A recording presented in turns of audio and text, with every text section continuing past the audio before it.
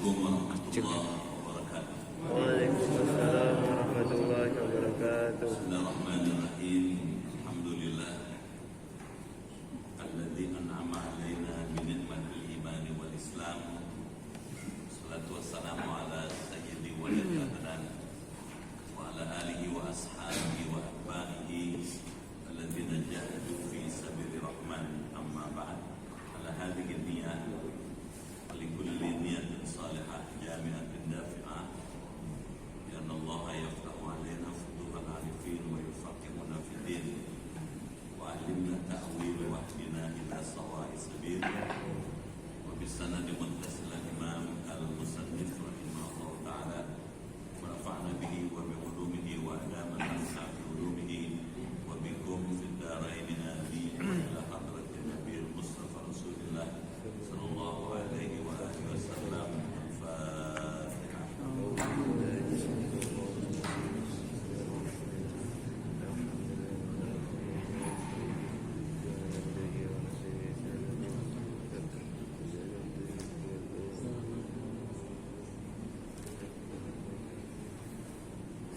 Bismillahirrahmanirrahim. Ya Fattah ya Alim, iftah abwaaba qulubina bi nuri ma'rifatik wa akhrij alaina min dhulumatil jahli wal wahmi ila nuril fahmi wal ilmi waftah alaina abwaaba ilmika kama fatahtaha ala anbiya'ika wa ulamaika al-mutaqaddimin al-mutaakhirin wa anshur alaina rahmataka ya dzal jalali wal ikram. Allahumma sallimna wa sallim dinana wa sallim ahlana wa auladana wa dhurriyyatana wa sallim jama'atana wa la siyama jama'a Masjid Al-Kautsar min afatid dunya wal akhirah wa tasluh wa tanazza imanana wa tusallit alaina man la yakhafuka wa la yarhamuna warzuqna khairid dunya wal akhirah innaka ala kulli syai'in qadir.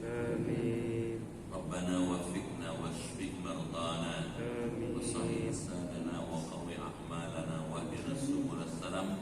Rabbana atina fid dunya hasanah wa fil akhirati hasanah wa qina adzabannar. Walhamdulillahi rabbil alamin. Ma'asyiral muslimin wal muslimat rahimakumullah, yang terhormat ketua dan pengurus Yayasan Masjid Al-Kautsar, yang terhormat pengurus DKM Masjid Al-Kautsar, Bapak Ibu, hadirin dan hadirat sekalian, keluarga besar Masjid Al-Kautsar yang dimuliakan dan dirahmati Allah Subhanahu wa taala. Malam ini kita bersyukur dengan rahmat Allah dapat kembali hadir bertemu bermuajahah di masjid yang kita hormati ini. Untuk itu saya menyampaikan apresiasi dan penghargaan yang tinggi beserta ucapan terima kasih atas pilihan Bapak dan Ibu hadir di majelis tauhid malam ini. Saya doakan semuanya masuk surga. Amin.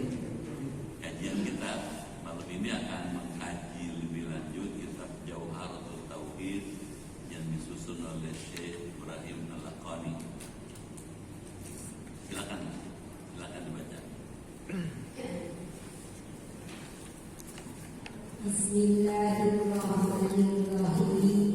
Qauluhu wa ya'lam di dalam ini mustaqimatan menolak terhadap pendapat yang mu'tazilah yang berpendapat bahwa ibadat itu adalah perintah.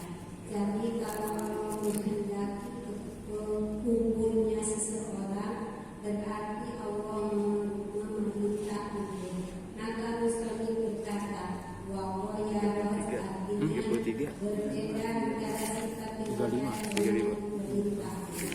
Jadi kehendak Allah bukan berarti perintah, karena perkara yang diperintahkan dan dikehendaki yaitu terbagi atas 4 bagian. 1 dikehendaki dan diperintah, 2 dikehendaki tapi tidak diperintah, 3 tidak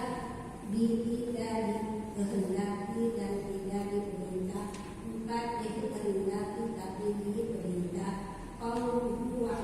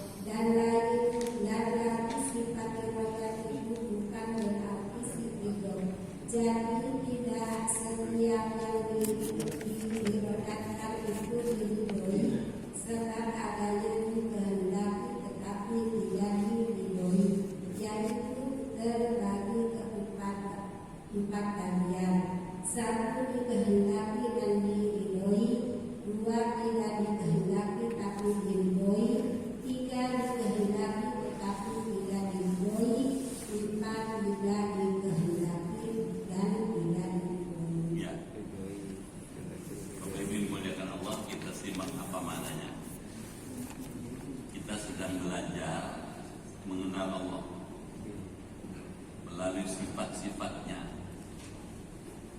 Ada sifat yang wajib ada pada Allah 20. Ada sifat yang mustahil ada pada Allah 20.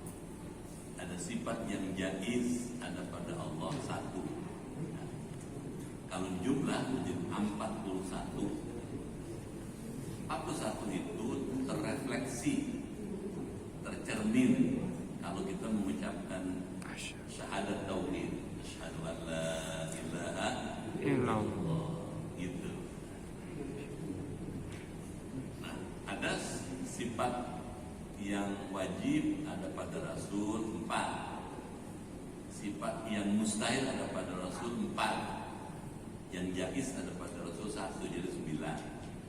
Itu tercermin ketika kita mengucapkan asyhadu anna Muhammadar Rasulullah. Sehingga kalau jumlah menjadi 50. Itulah akidah Islam secara sederhana. Nah, kita sudah membicarakan sifat Allah yang wajib sampai sifat iradat. Nah, sifat iradat ini kemudian oleh penulis kitab ini dirinci lagi. Iradat berkehendak. Qauluh, perkataan Syekh Ibrahim Al-Laqani, ghayar, di dalam bait ini musannif akan menolak. Musannif itu penulis kitab ini menolak terhadap pendapatnya Mu'tazilah. Sebelum kita lanjut, kita coba pahami apa itu Mu'tazilah. Kata Rasulullah SAW, umat Yahudi terpecah menjadi 71 golongan. Umat Nasrani terpecah menjadi 72 golongan. Sataftariqu ummati, sedangkan umatku katanya akan terpecah menjadi 73 golongan. Gitu. Nah, dari 73 golongan itu ada namanya Mu'tazilah. Ada Ahlus Sunnah wal Jamaah. Apa itu kalangan Mu'tazilah? Kalangan dalam ilmu kalam yang mengedepankan pentingnya penggunaan akal. Bahkan menurut Mu'tazilah akal itu lebih penting dibandingkan wahyu. Jadi kalau Mu'tazilah nganggap itu semua mesti bisa dipahami dengan akal. Kalau tidak cocok dengan akal, maka yang dikalahkan yang tidak cocok itu. Nah, Mu'tazilah berpendapat bahwa iradah itu adalah perintah. Iradah itu adalah perintah. Jadi kalau Allah bilang, idza aradallahu bi 'abdihi, apa katanya? Apabila Allah menghendaki sesuatu, maka Allah tinggal bilang kun fayakun. Jadi maka jadilah. Nah, kata Mu'tazilah itu arti perintah. Oleh kalangan Ahlus Sunnah wal Jamaah dibantah. Jadi kalaulah Allah menghendaki kufurnya seseorang, berarti Allah memerintahkan kufur. Itu tak lupa. Ulang lagi. Kalau menurut Mu'tazilah, Allah kalau disebut bersifat iradah berarti perintah. Artinya kalau Allah berkehendak kepada seseorang untuk jadi kufur, maka itu perintah Allah kufur. Gitu. Oleh Ahlus Sunnah wal Jamaah dibantah, bukan begitu. Bapak sudah melihat tuh, ada perdebatan soal ilmu kalam ini. Maka musannif berkata wa ghayarat, artinya berbeda antara sifat iradah dengan perintah Allah. Jadi kehendak Allah bukan berarti perintah. Perkara yang diperintahkan dikehendaki itu terbagi atas 4 bagian. Sekarang dirinci. Kita dudukkan dulu biar benar. Oh benar. Jelas.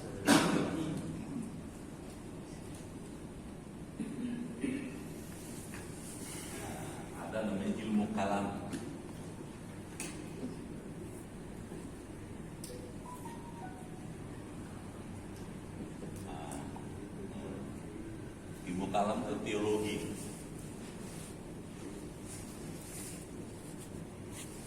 Nah, ilmu tentang ketuhanan ada banyak, tapi yang ditampilkan di dalam kitab itu ada dua. Yang pertama, kalangan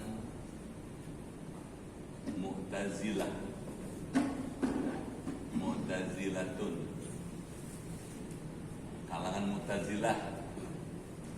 Ya, kalangan ini kalangan yang disebut kalangan rasional, yang mengedepankan akal dari wahyu. Jadi kalau ini akal lebih utama dibandingkan wahyu. Kalau ada wahyu tidak cocok dengan akal, yang dipegang akalnya, wahyu dikalahin. Gitu. Sudah tahu nggak? Insya Allah bisa. Biar genah dulu, biar tahu dulu. Nah, oleh kalangan Ahlussunnah, orang-orang yang Mu'tazilah ini ditampilkan dengan, kalau saya pakai kopiah saya nomor 10. Terus saya dibeliin kopiah atau dikasih kopiah nomor 8. Betul nggak? Nggak cocok kan? Enggak.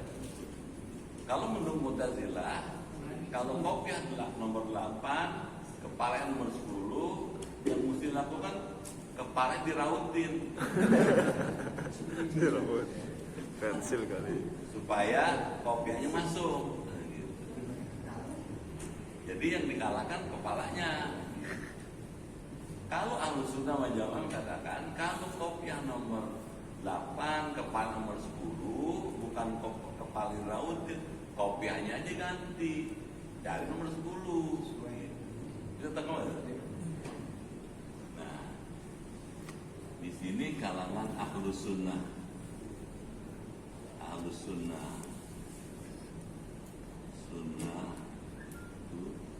wal Jamaah. Nah, ini kalangan Sunni, ini disebut kalangan ahli hadis. Kalangan hadis itu tradisional, bahasa Inggrisnya tradisional. Tradition dari kata tradition itu hadis. Ini orang yang menggunakan akal aja. Kalau menurut Mu'tazilah, iradahnya Allah, ini kalau bahasa Arabnya iradah kehendak, adalah perintah, amr gitu. Kalau orang ini gitu. Jadi setiap kalau menyebut iradah berarti perintah. Tuh, ini dia. Kalau Ahlussunnah bilang iradah dengan amr beda. Di situ sudah mulai diajak kita berpikir. Nah, iradah tidak sama nih, gitu. Iradah dengan amr dua hal yang berbeda, kayak gitu. Nah, perbedaan itu diwujudkan dalam 4 sifat. Bisa tahu nggak? Insya Allah. Nah. Yang pertama,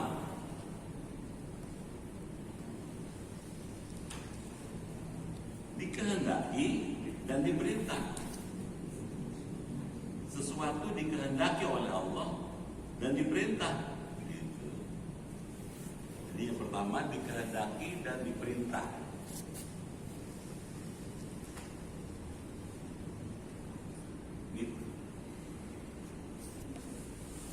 Dikehendaki dan diperintah.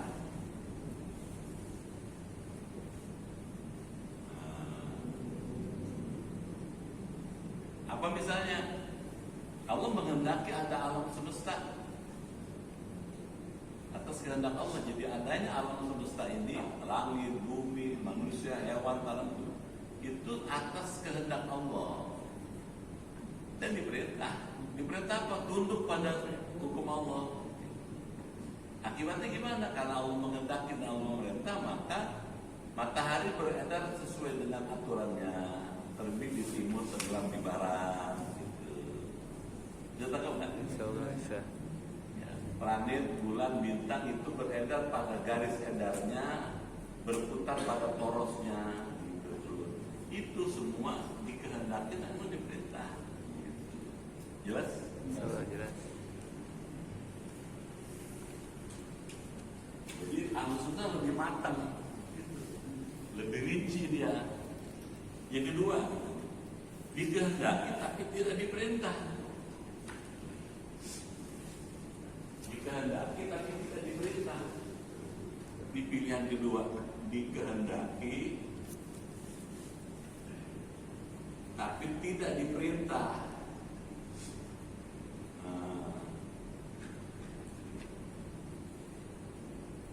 Contohnya, Allah menghendaki adanya hewan, tapi hewan tidak diperintah untuk ibadah.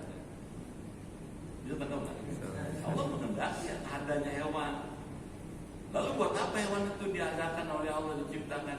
Untuk memfasilitasi hidupnya manusia, supaya manusia hidup bisa lebih sejahtera. Itu kalau cuma makan nasi aja kan lama-lama bosan kan? Hidupkanlah ayam, hidupkanlah kambing, gitu. Jadi ada launya. Nah, hewan itu diciptakan, dikehendaki oleh Allah tapi tidak diperintah untuk beribadah kepada Allah. Gitu. Kalau dari sini aja, ya pahamnya Mu'tazilah sudah patah. Tidak setiap kehendak itu perintah. Kalau yang di sini memang bisa, begitu di sini enggak. Tidak setiap dikehendaki itu diperintah. Itu tak ya? Apa-apa pusing sekali pusing. Sama ngerti. Hewan itu dikehendaki adanya, tapi tidak dikehendaki, tidak diperintah untuk ibadah. Gak usah ibadah. Kalau suruh ibadah repot kita. Sholat subuh sebelahnya ayam, depannya sapi, baru repot. Tidak usah, kamu tidak usah kata Allah. Dikehendaki tapi tidak diperintah. Jelas ya? Insya Allah jelas.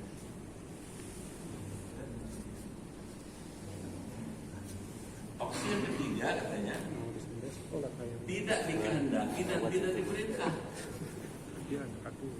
Tidak dikehendaki dan tidak diperintah. Pilihan ketiga nih. Tidak dikehendaki. Ini bolak-balik ya. Juga tidak diperintah, gitu.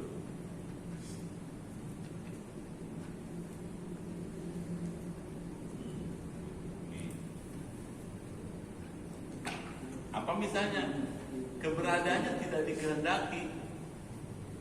Nggak ada, tidak ada yang tidak dikehendaki oleh Allah. Semua yang wujud ini atas kehendak Allah. Tidak diperintah, iya, karena tidak dikehendaki maka tidak ada perintahnya. Gitu. Ini pilihan yang ketiga, variasi dari tidak setiap kehendak itu perintah. Gitu. Jadi begitu hebatnya Ahlussunnah membantah paham Mu'tazilah bahwa tidak setiap kehendak itu adalah perintah. Gitu. Diurai sama dia. Ada opsi pertama, ada opsi kedua, opsi ketiga.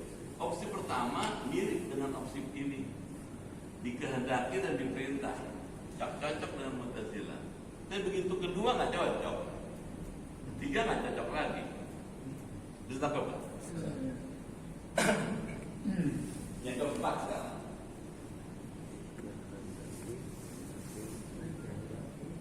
dikehendaki tapi katanya diperintah. Mestinya ya. Terus tidak. Ya. Ini Tidak dikehendaki, ini tidak dikehendaki, tidak diperintah. Mestinya yang keempat. Gitu. Itu tidak dikehendaki tapi diperintah. Kan Kan gitu kan? Ah. Nah.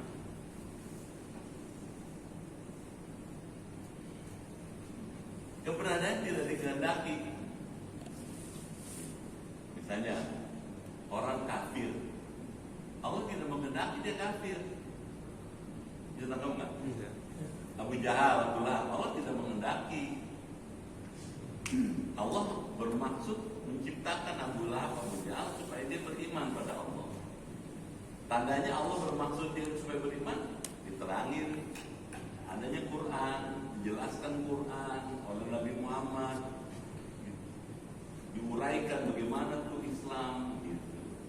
Dia diperintah untuk beriman.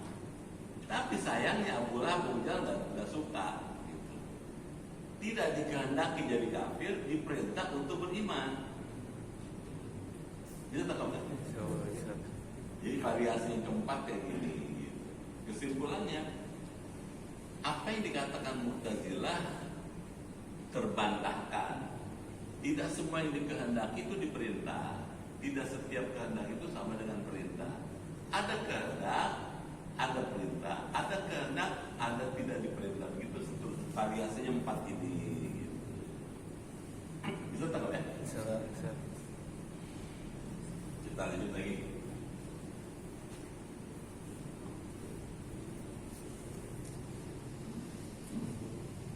Qauluhu wa ilman. Begitu pula sifat iradahnya Allah bukan berarti ainnya sifat ilmu. Mau diuraikan lagi.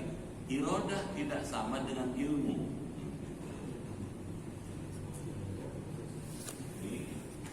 Iradah itu kehendak. Kalau Ahlussunnah mengatakan iradah itu tidak identik dengan ilmu. Gitu. Ini dia. Sekarang mau dibahas ini.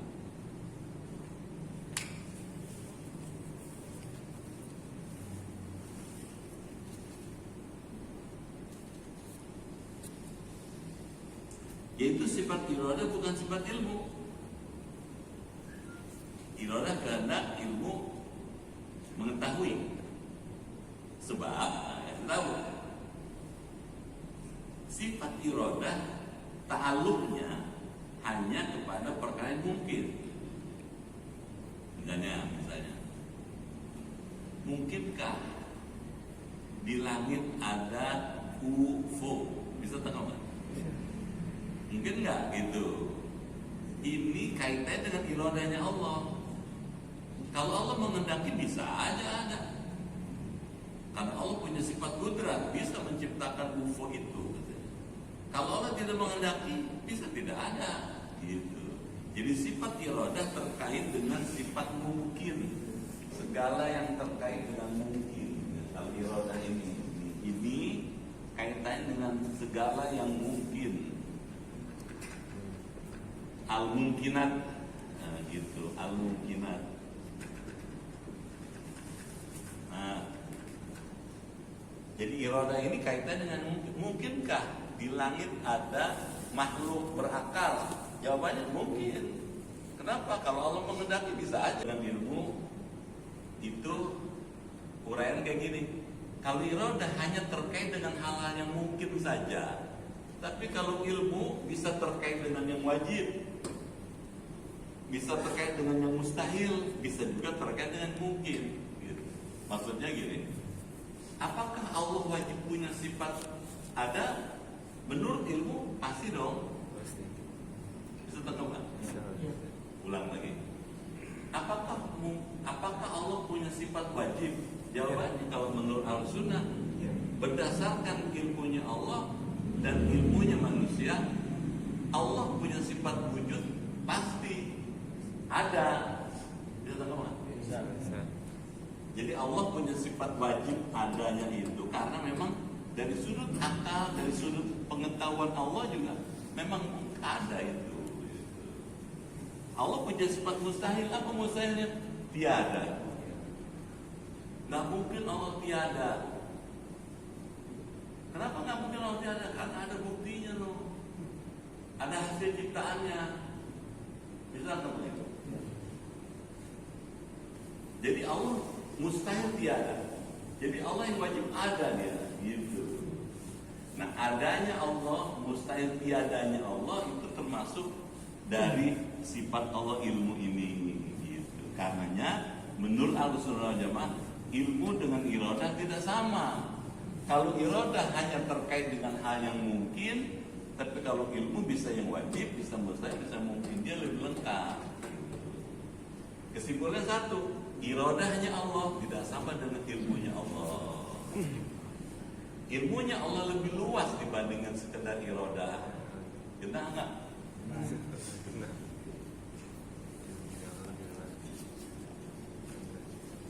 Baik.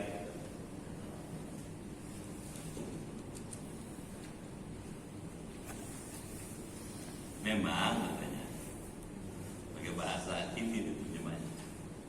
Di dalam kenyataannya, setiap yang diiradahkan Allah, yang dikehendaki Allah, katanya, untuk diketahui oleh katanya, sifat ilmunya Allah. Jadi apa yang Allah kehendaki memang sesuai dengan ilmunya Allah. Nah, katanya musannif di sini menjelaskan, musannif penulis terhadap pendapatnya Mu'tazilah bahwa sifat iradah itu katanya ainnya zat sifat ilmu. Jadi dibantah oleh Ahlussunnah bahwa sifat iradah itu adalah ilmunya Allah. Dibantah dengan uraian kayak tadi. Sampai situ. Qauluhu waridha, ucapan penulis kitab ini Syekh Ibrahim Al-Laqani, ar-ridha dan lagi sifat iradah itu bukan berarti ridho. Bisa tangkap? Belum diterangin? Belum. Sifat iradah itu tidak identik dengan ridho, katanya gitu. Jadi setiap Allah kehendaki belum tentu Allah ridho.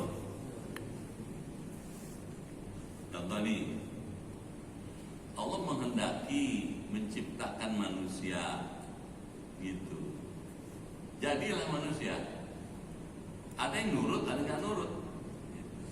Ketika sudah diciptakan oleh Allah, adalah misalnya Abu Jahal, Abu Lahab, ada Nabi Muhammad. Nabi Muhammad diciptakan Allah atas kehendak Allah, dan nurut beliaunya itu, tunduk pada Allah. Tapi Abu Jahal diciptakan oleh Allah, kelakuannya nggak nurut. Dia tahu apa? Kalau begitu, tidak setiap yang dikehendaki otomatis diridhoi. Kenapa? Karena perbuatannya tidak sesuai dengan yang dikehendaki Allah. Bisa tak ya? Belum. Nyemangat baru 4 orang. Ulang lagi. Tidak setiap kehendak otomatis arti ridho. Contoh, ada yang dikehendaki Allah hidup, Nabi Muhammad, Sayyidina Abu Bakar, Sayyidina Umar, Sayyidina Utsman, Sayyidina Ali. Beliau itu nurut, ibadah, beriman pada Allah. Nah, nurut, ibadah, beriman kepada itu ridho, diridhoi Allah. Tapi ada orang dikehendaki hidup, jadilah Abu Jahal, bisa tahu nggak? Jadilah Abu Lahab. Dikehendaki hidupnya dia karena atas kehendak Allah. Tapi kelakuannya Abu Jahal, Abu Lahab tidak diridhoi. Kenapa? Menentang Allah. Gitu. Jadi tidak setiap iradah identik dengan ridho. Jelas? Jelas. Karena ada contohnya tuh Abu Jahal, Abu Lahab, gitu. Kelakuannya tidak diridhoi Allah. Mana buktinya Allah berusaha supaya dia menjadi orang yang diridhoi Allah? Tiap hari Abu Jahal, Abu Lahab ketemu Nabi Muhammad, diterangin sama Nabi Muhammad, begini Quran, begini Allah, begini sifatnya, begini afalnya Allah. Tetap aja Abu Lahab, Abu Jahal nolak. Tuh, gitu. Jadi Allah sudah berusaha agar yang diciptakan itu dikehendaki oleh Allah itu sesuai dengan yang diridhoinya oleh ternyata dalam prakteknya nggak diridhoi dia karena dia melawan. Paham kan ya? Jadi kan kesimpulan nih, tidak setiap yang diirodahkan itu diridhoi. Jadi tidak setiap irodah sama dengan ridho. Sebab ada yang dikehendaki tapi tidak diridhoi, yaitu terbagi kepada 4 bagian. Ini 4. Ini kaitan irodah dengan ridho ya.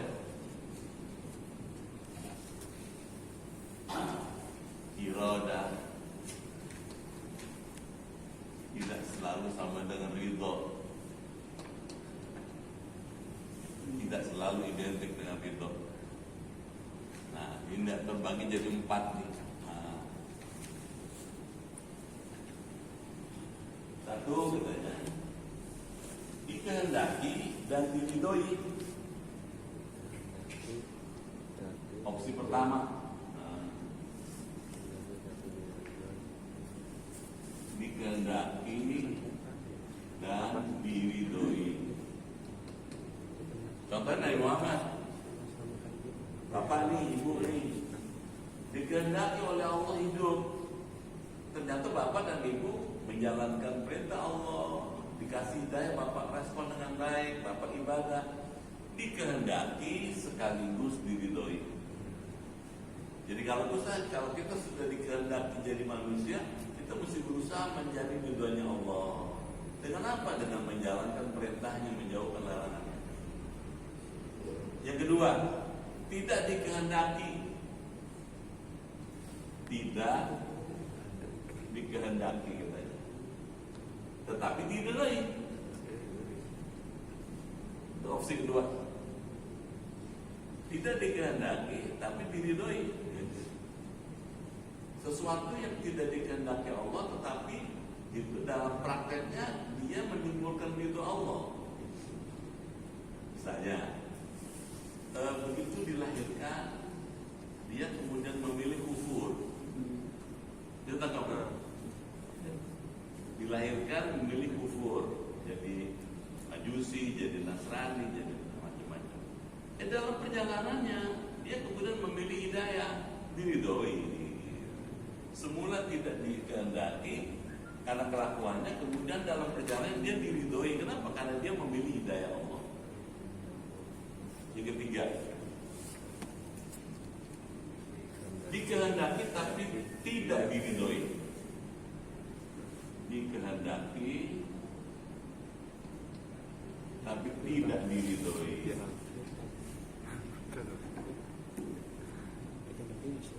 Siapa contohnya? Abu Jahal.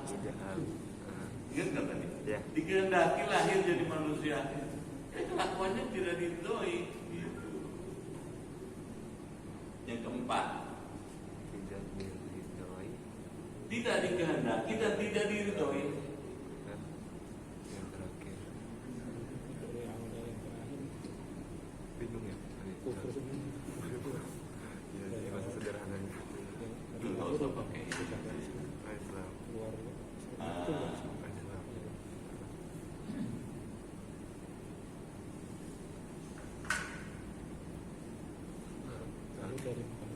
Islam.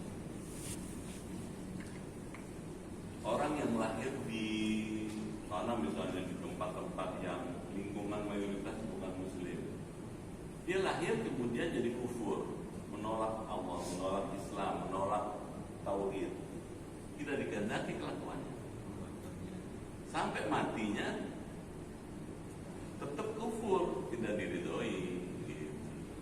Nah, sekarang kita dari mana nih? Orang Al-Kausar Satu. dikehendaki diridhoi, ini mesti diuber gitu loh.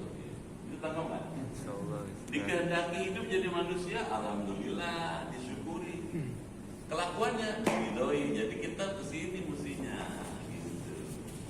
Jangan kemari ini mestinya. Kesimpulannya apa? Tidak setiap irodah identik dengan ridho. Gitu.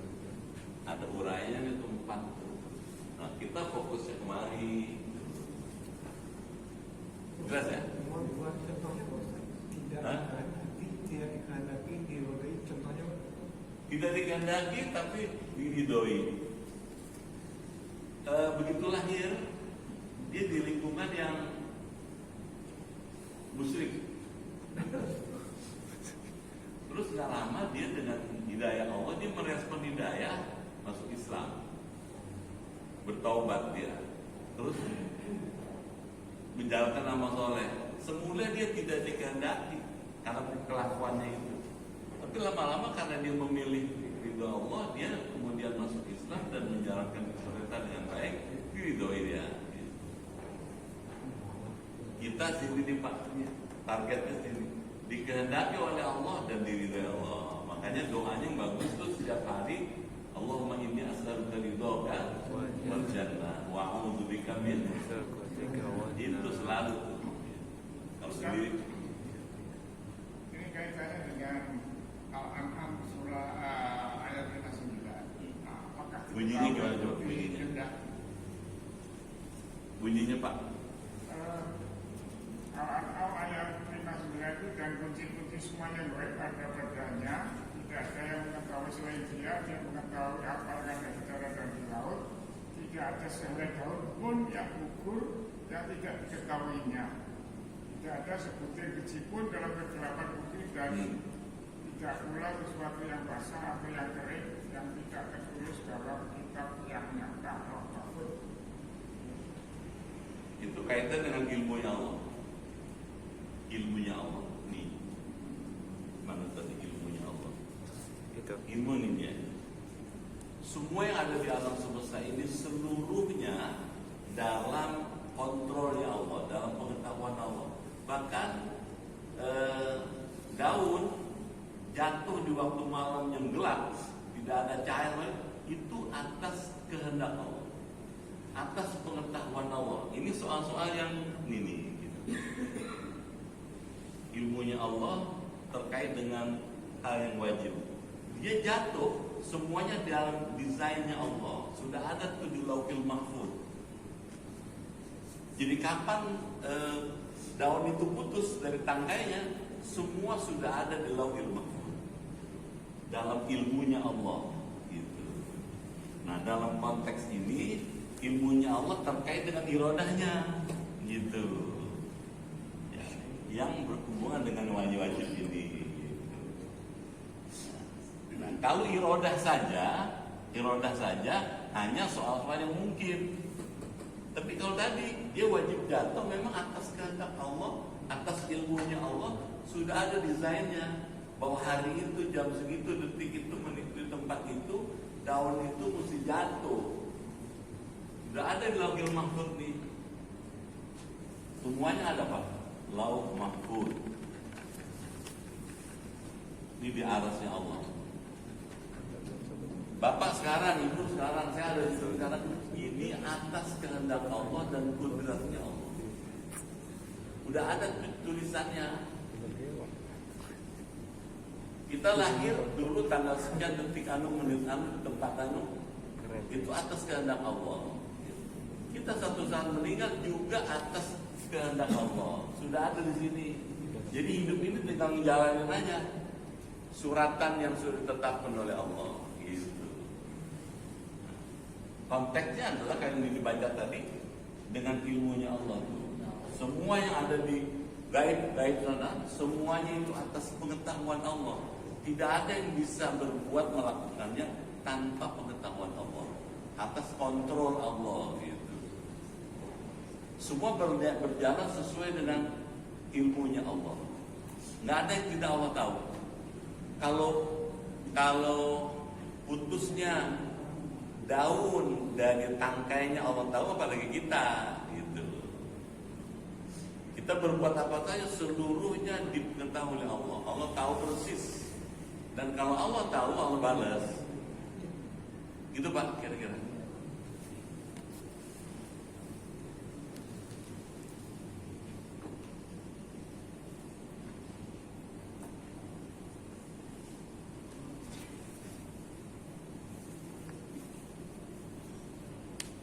Gimana? Kita terus. Ini sebetulnya kurang bagus ya. Apa-apa dibaca sebentar ya.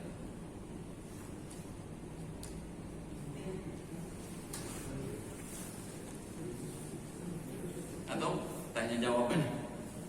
Kalau pindah topik nih, pindah topik.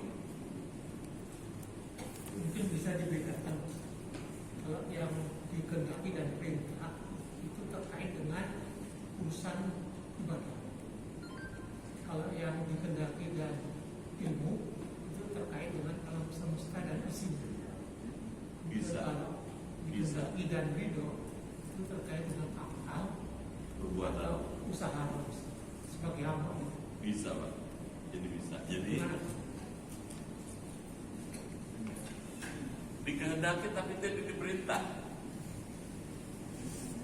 Misalnya Allah menghendaki adanya langit, adanya bumi.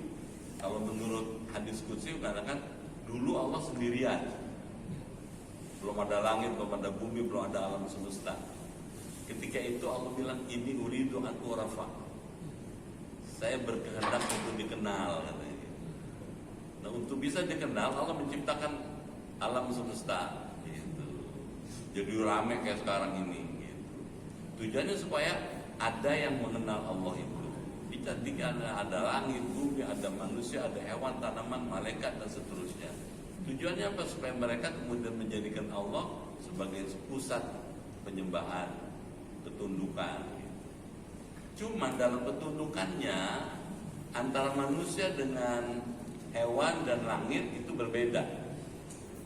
Kalau ketundukan kita kepada Allah diwujudkan berbentuk ibadah, sholat 5 waktu, puasa Ramadan gitu. Tapi kalau ketundukan langit itu ketundukan yang bersifat alamiah, mengikuti sunnatullah. Misalnya matahari terbit di timur, tenggelam di barat, dia teratur itu karena tunduk pada Allah ya. Bisa tahu nggak? Matahari terbit di timur kan, tenggelam di barat. Dia melakukan kerja gitu, terbit di timur tenggelam atas kehendak Allah dan kepatuhan kepada Allah. Dia nggak bisa melawan ya, tidak punya kuasa untuk melawan. Misalnya, sekali-sekali mangkir nggak keluar gitu. Nah mungkin dia begitu tuh atas kehendak Allah tuh.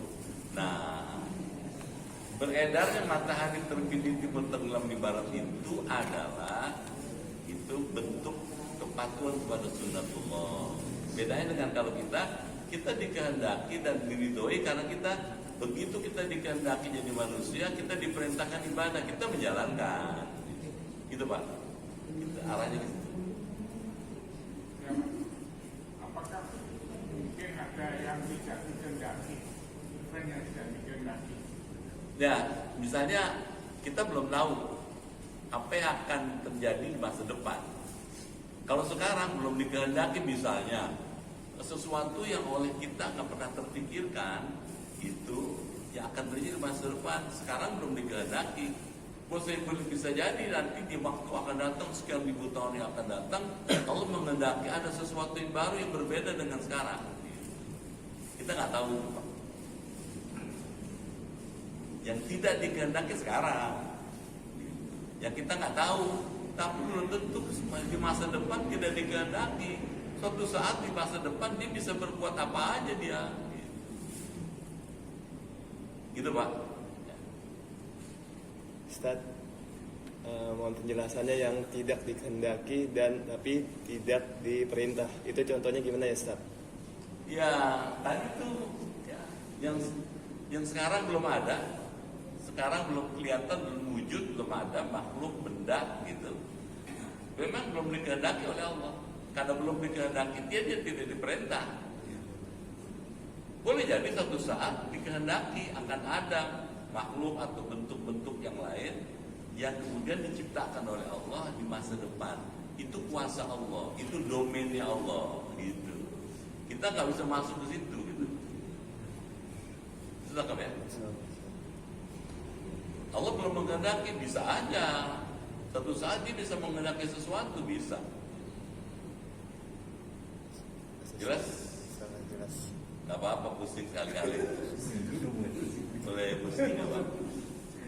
Yang awalnya itu dikehendaki dahulu, baru diperintah, dipelajari, dan mendapat ridho.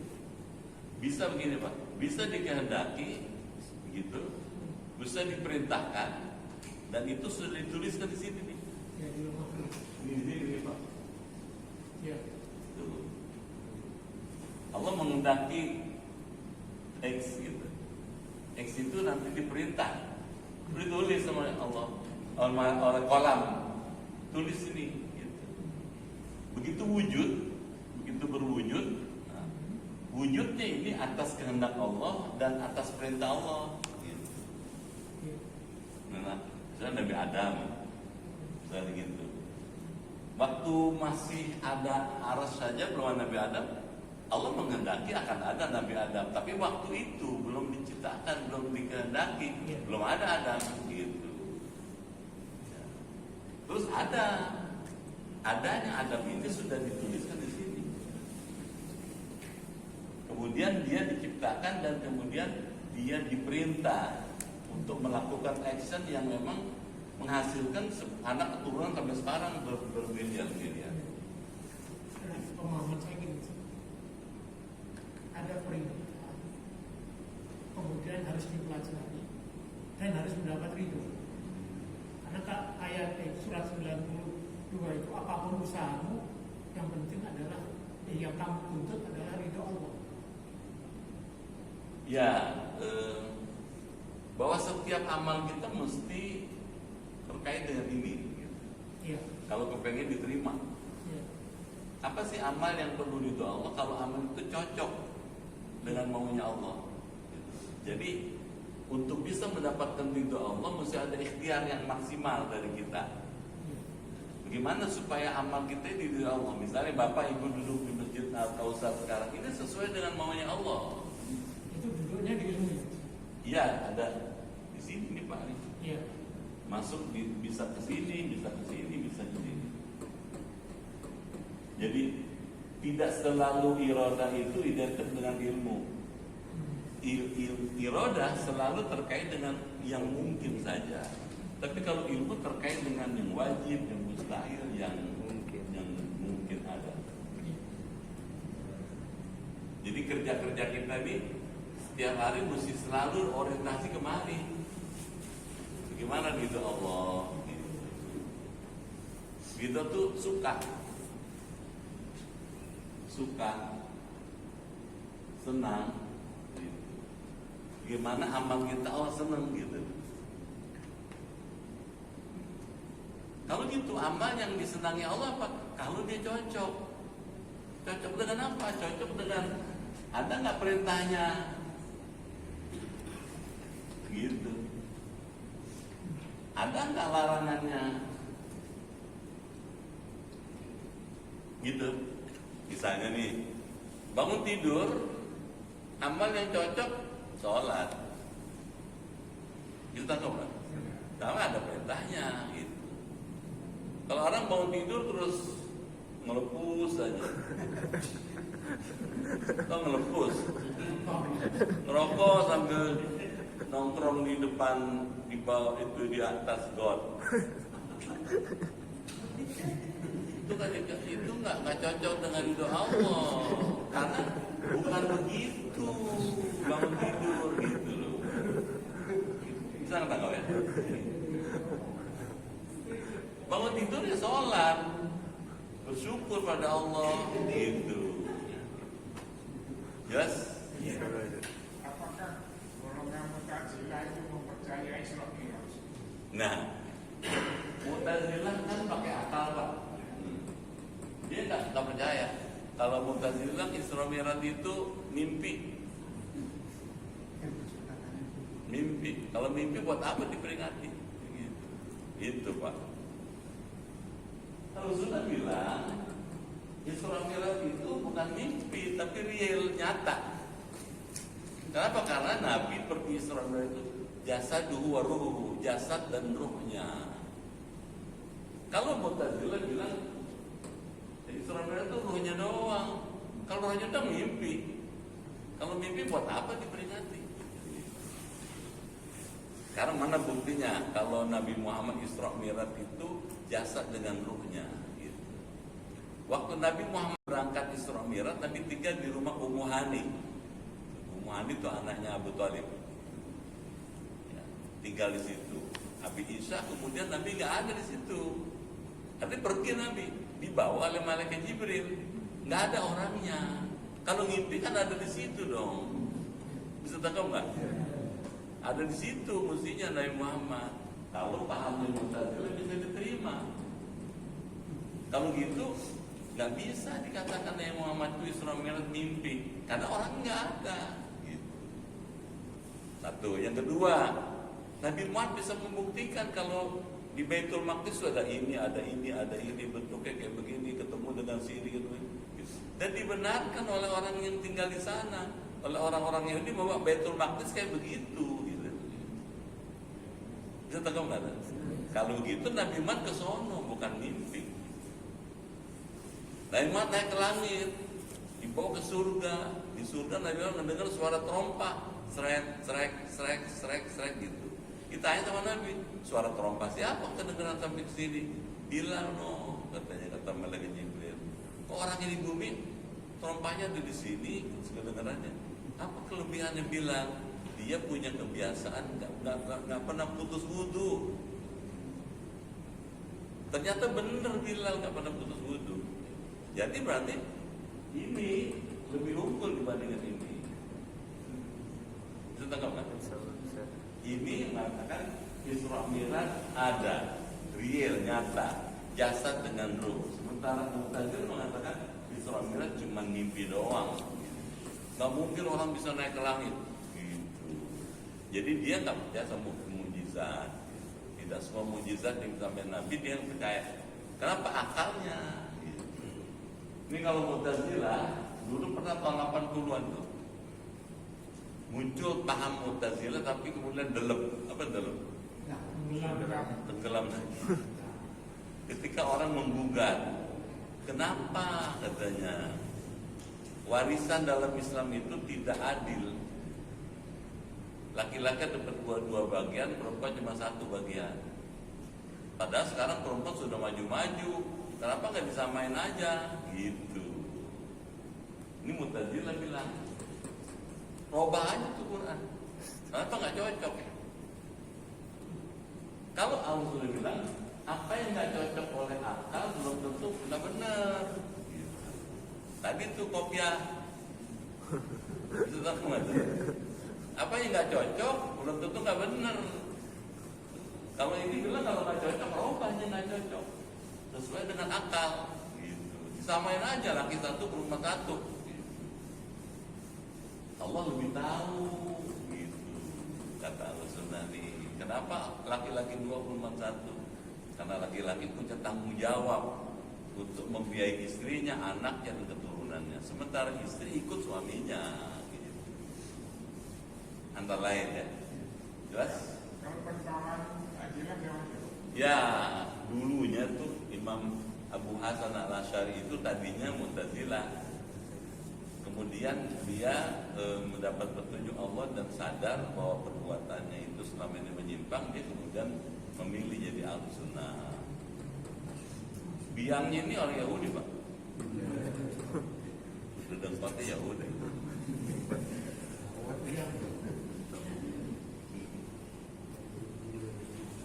Ya, Ibu paham ya?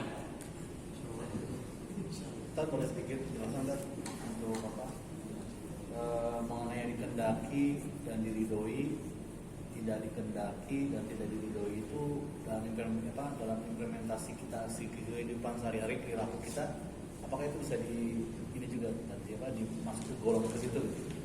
Ya, kalau kita mesti prioritasnya dikehendaki dan diridhoi. Bagaimana hidup ini dikehendaki oleh Allah, jadi nyata seperti sekarang dan diridhoi. Kalau diridhoi kita mesti menyesuaikan dong dengan semua perintah dan larangan Allah. Yang diperintah jalani, yang dilarang kita jauhi supaya diridhoi Allah. Jangan sampai tidak dikehendaki kehadiran kita dan tidak diridhoi. Bisa juga sesuatu yang tidak dikehendaki karena memang tidak ada sekarang. Suatu saat bakal ada. Karena dia tidak ada, maka dia tidak diridhoi. Itu nggak ya? Pelan-pelan lama-lama ngerti deh. Ilmu tuh kadang-kadang diserap, diresapi dulu, lama-lama mengendap. Oh bener ya, dikit-dikit.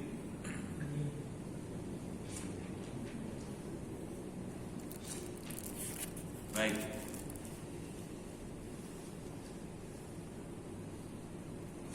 Halaman 42, 46 ya. 46 ini sampai 50 itu alin yang kedua itu lebih pendapat pribadi penerjemah. Jadi coba dibaca dulu di rumah ya, dibaca di rumah. Ini lebih pendapat dari orang per orang, bukan mewakili Syekh Ibrahim Al-Aqadi. Karena ada unsur menista atau mencaci dia. Padahal dalam Islam tidak boleh mencaci orang. Jelas ya? Jelas. Coba deh dibaca-baca dulu yang muhimmah ini. Makanya dikasih kata muhimmah. Baik. Nah, dikit-dikit lah, mudah-mudahan manfaatnya lah. Amin. Yang pasti ilmu tauhid itu meneguhkan ilmu yang sudah kita alami sekarang, kita belajar. Supaya ibadah kita diterima. Karena tauhidnya harus mantap.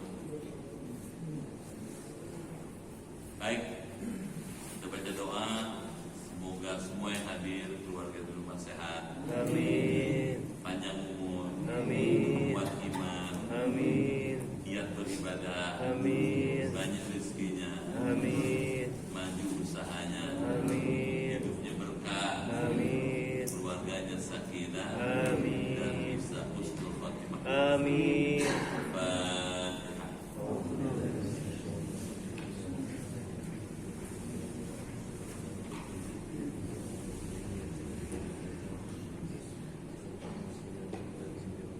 Bismillahirrahmanirrahim. Allahumma bihaqqil Qur'an wa bi kalamikal qadim wa bi Muhammadin khatamin nabiyyin wa bi haqqi ummil Qur'an. Alimna al-Qur'an wa faqihna fid din wa alimna ta'wil wa bina ila sawabis sabil. Allahumma inna nas'aluka imanan kamilan wa yaqinan sadiqan wa rizqan wasi'an wa qalban khashi'an wa lisanan dhakiran wa badanan sabiran wal afwa indal hisab wa najatan minan nar. Allahumma khtim lana bil husnil khatimah wa la tahtim alaina bis su'il khatimah. Rabbana atina fid dunya hasanah wa fil akhirati hasanah wa qina adzabannar. Walhamdulillahi rabbil alamin. Sekian, terima kasih, lebih kurang mohon maaf. Sampai jumpa lagi. Assalamualaikum warahmatullahi wabarakatuh. Waalaikumsalam warahmatullahi wabarakatuh.